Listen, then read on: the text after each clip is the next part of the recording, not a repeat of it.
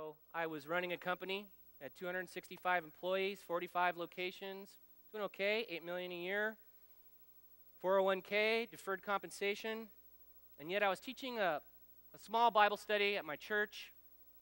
I was seeing the transformation in men's lives exactly as Kenton outlined it for you today.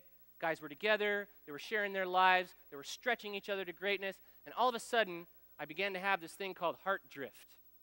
You know, I was showing up at work, I'm in the P&Ls, I'm doing the job, I'm flying everywhere, and I'm teaching this little Bible study.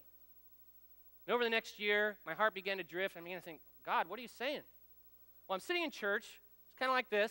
You ever been at church when Kenton, like, you think he's seen your movie?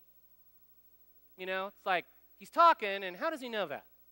So it's one of those moments, and my pastor's talking, and he says this. He says, you know what you need to do. You just got to get off your blessed assurance and do it. And I took that as a straight trumpet call from God, because the last year I was thinking, you know what? I really enjoy being with men. I see the transformation in their lives, their families' lives, their businesses, their best practices. They decide to move from success to significance and meaning. I'm doing it. That Monday, I walk in to the chairman of the company. I said, I'm firing myself. He said, you what? I said, I'm firing myself. He said, why?